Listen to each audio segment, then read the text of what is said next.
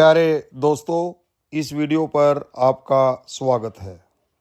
हाजिर हैं आज हम एक और विषय को लेकर। ये विषय रोचक होने के साथ साथ रोमांचक भी है और बहुत से देशों की समस्या भी बना हुआ है। जी हाँ, आज हम बात करेंगे रोहिंग्या मुसलमानों की।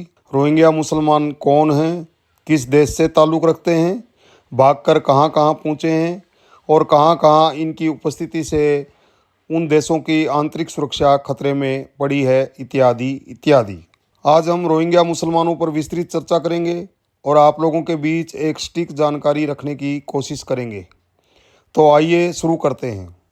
रोहिंग्या मुसलमान कौन हैं, पहले ये जान लेते हैं। रोहिंग्या मुसलमान सुन्नी मुसलमान होते हैं।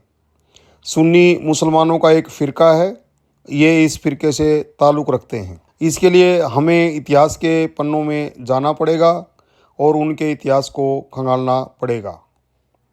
8वीं सदी में रोहिंग्या एक स्वतंत्र राज्य अराकान में रहते थे, जिसे आज रखाइन कहा जाता है।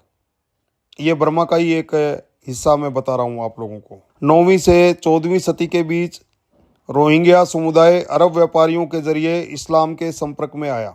यानी अरब व्यापारी यहाँ पे व्यापार करने आते थे, तो उन्होंने व्यापार के साथ साथ इस्लाम को भी यहाँ फैलाने में बहुत बड़ी भूमिका निभाई है। रोहिंग्या शब्द रखांगा या रोसांगा से आया, जो अरकान क्षेत्र का पुराना नाम था, और इस क्षेत्र में रहने वाले मुसलमान रोहिंग्या मुसलमान कहलाए।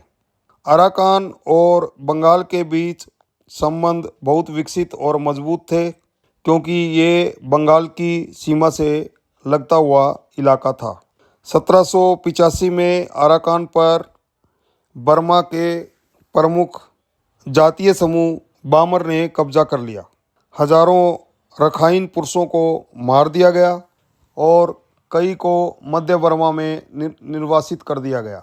उत्पीड़न से बचने के लिए 1799 तक लगभग 35,000 लोग ब्रिटिश बंगाल में भाग आए।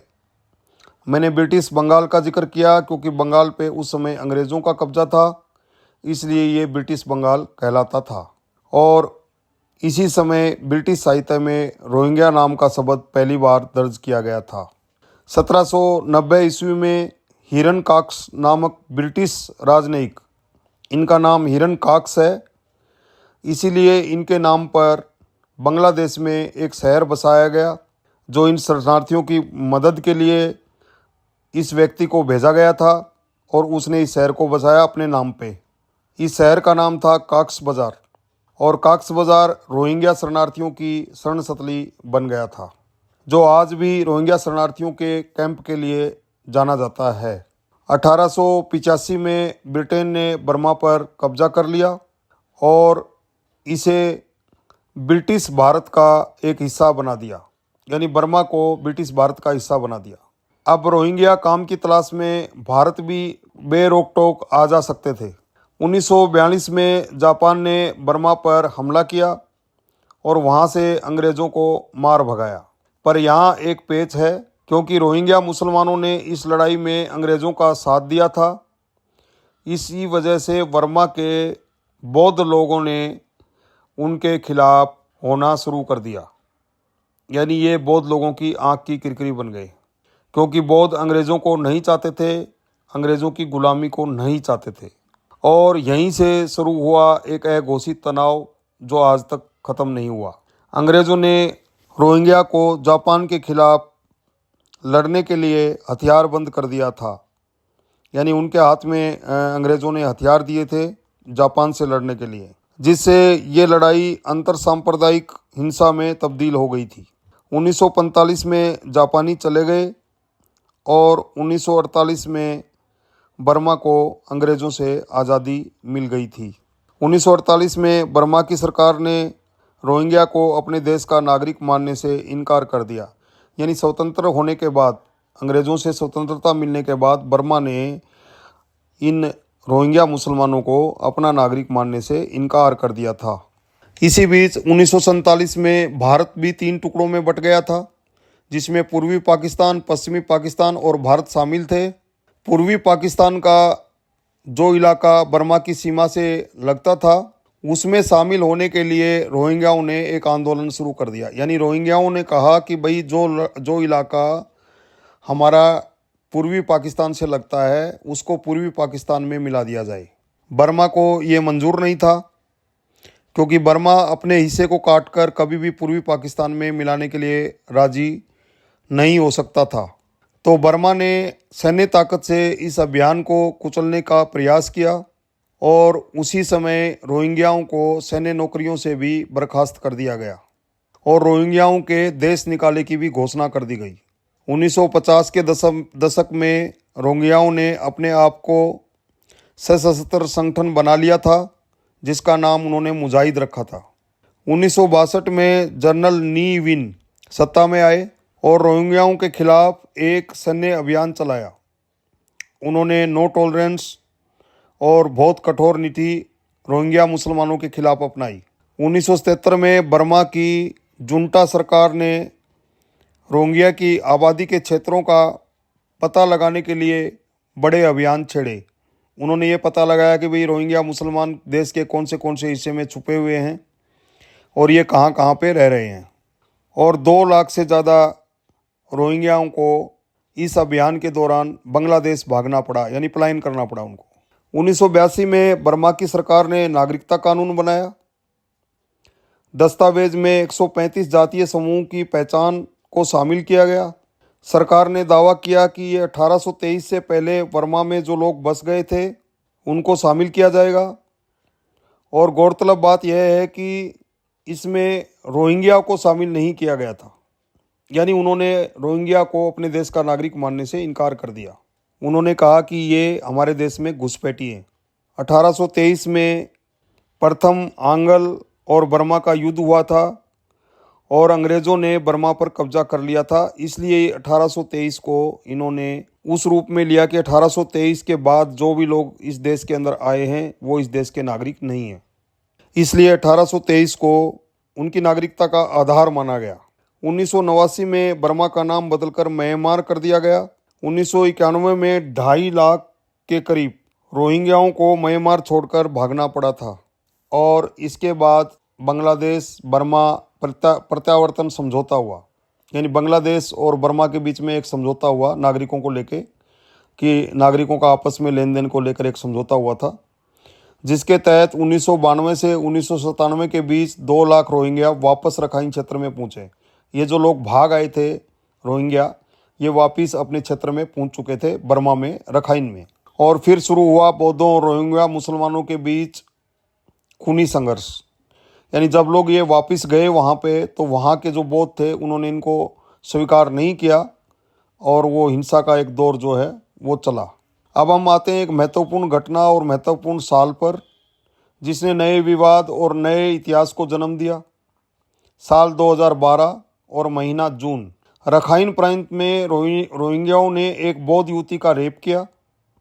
जब बौद्धों ने इसका विरोध किया तो रोहिंग्या मुसलमानों ने उन पर हमला कर दिया, जिससे बौद्धों में एक नए गुस्से ने जन्म लिया और इस नए गुस्से के कारण बौद्ध जो है वो मुसलमानों के खिलाफ हिंसा पे उतर आए।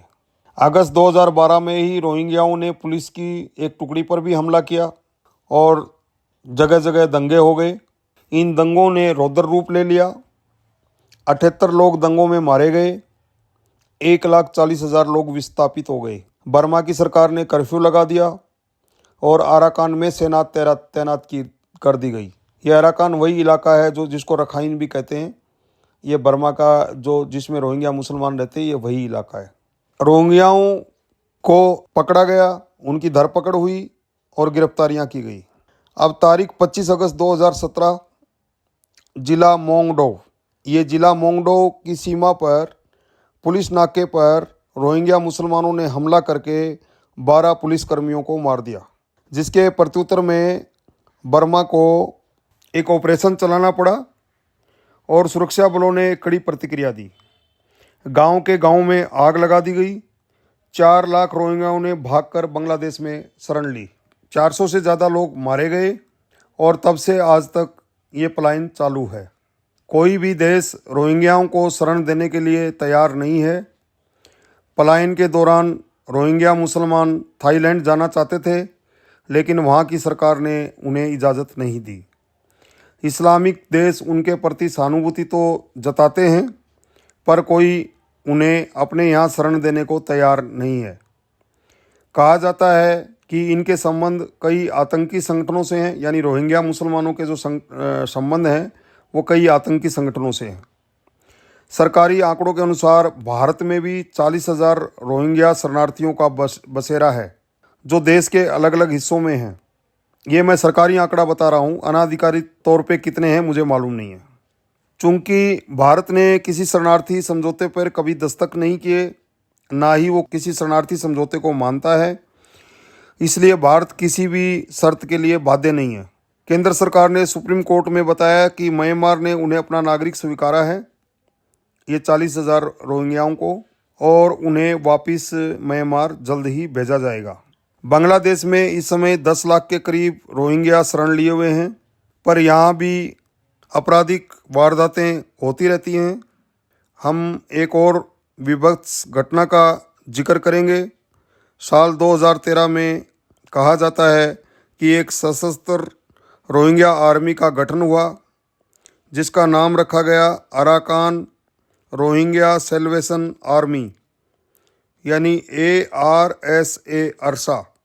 इनका संबंध पाकिस्तान, सऊदी अरब और बांग्लादेश से है, यानी ये 3 देश इनको मदद करते हैं। इनके पास आधुनिक हथियार होने के साथ साथ बम बनाने की सामग्री भरपूर मात्रा में है। अगस्त 2017 में 99 हिंदू औरतों, बच्चों और पुरुषों को इनके द्वारा कत्ल किया गया। ये बहुत क्रूर लोग हैं और इन्होंने पलायन के समय कई हिंदू लड़कियों का अपहरण कर उनको अपने साथ ले गए। इन्होंने कई हिंदू बहुल गांवों पर हमला कर हिंदुओं को मार दिया। एमनेस्टी की रिपोर्ट के मुताबिक रोहिंग्या आतंकवादियों ने नौकरवा मांग शेख गांव में 53 हिंदुओं को बेरहमी से मार डाला।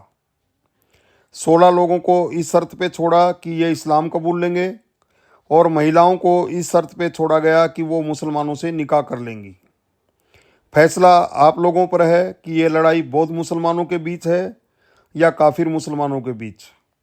रोहिंग्या शरणार्थियों को बड़ा खतरनाक समझा जाता है। भारत में इनको पोषित करने वाले कुछ राजनीतिक दल अपने वोट बैंक की तुष्टीकरण की नीति को अपनाते हुए इनके पूरे कानूनी परिचय पत्र व अन्य डॉक्यूमेंट्स बनवाते हैं और इन्हें सर माथे पर रखा जाता है। इनका मानवीय पक्ष इस रूप में प्रस्तुत किया जाता है कि इनके भी मानवाधिकार हैं।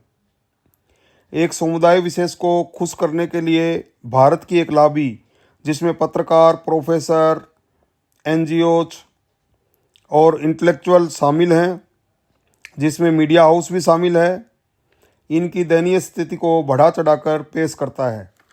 पर उनके द्वारा की गई आतंकी कार्यवाहियों पर वो अपना मुंह सील लेते हैं। ऐसा तबका भारत की आंतरिक सुरक्षा के लिए रोहिंग्याओं से भी ज़्यादा खतरनाक है, जो हमेशा भारत को गृह युद्ध में धकेलने की चेष्टा करते हैं, और गाए बगाए जब किसी राज्य या केंद्र में सत्ता उनके हाथ में चली जाती है तो पूरी की पूरी डेमोग्राफी ही चेंज कर देते हैं। अब हम चलते हैं। अगर आसिन विराथू पे बात नहीं करेंगे तो ये वीडियो बनाने का कोई मकसद ही नहीं है। जानिए कौन है आसिन विराथू और क्यों इतने पॉपुलर हैं। आसिन विराथू का जन्म 10 जुलाई 1968 में मांडले में हुआ था। ये मांडले वही है जहाँ पे बाल गंगाधर तिलक को जेल में रखा गया था। वैसे तो बौद्ध लोग अहिंसा के प्रतीक हैं, वो अहिंसा में विश्वास नहीं रखते, लेकिन आत्मरक्षा के लिए बहुत कुछ करना पड़ता है। ये बौद्ध भिक्षु इतने प्रसिद्ध हुए कि करोड़ों लोग इनके प्रशंसक हो गए। इनके भाषणों और कथनों का संकलन बहुत पसंद किया जाने लगा। इन्होंने 969 के नाम से एक संगठन बनाया। 969 का मतलब बौद्ध के पूरे इन्होंने संकल्प लिए हैं उसमें, और इसीलिए इस संगठन का नाम 969 रखा गया है। इन्होंने 16 वर्ष की आयु में घर छोड़ दिया था और कहते हैं कि म्यांमार को मुसलमानों से बचाओ, ये इनका कथन है। इन्होंने मुसलमानों का आर्थिक, सांस्कृतिक, धार्मिक और सब तरह के बहिष्कार पर जोर दिया है। 2003 में विराथू को दंगे भड़काने के आरोप में 25 साल की सज़ा सुनाई गई, परंतु उन्हें 2012 में सज़ा पूरी करने से पहले ही बरी कर दिया गया, यानी उन्हें माफ़ी दे दी गई। लेकिन विराथू ना झुके ना रुके, उनका जलवा बरकरार रहा और वो और ज़्यादा उभर कर आए। विराथू का एक कथन है कि आपके अंदर दया और प्रेम भरा हो सकता है, पर इसका मतलब ये नहीं है कि आप किसी पागल कुत्ते के बगल में सो जाएं। ये कथन बहुत मशहूर हुआ। विराथू को उनकी सरकार का समर्थन भी मिला और लोगों का अपार समर्थन मिला। एक बार विराथू से पूछा गया कि क्या वो बर्मा के बिन लादेन हैं, तो उन्होंने कहा कि मैं इससे इनकार नहीं कर सकता। और उन्होंने यह भी कहा कि मुसलमान अफ्रीकी भेड़िए की तरह हैं, वो तेज़ी से आबादी बढ़ाते हैं, हिंसात्मक गतिविधियों में शामिल रहते हैं, आजू बाजू के जानवरों को खा जाते हैं, संसाधनों को तबाह कर देते हैं।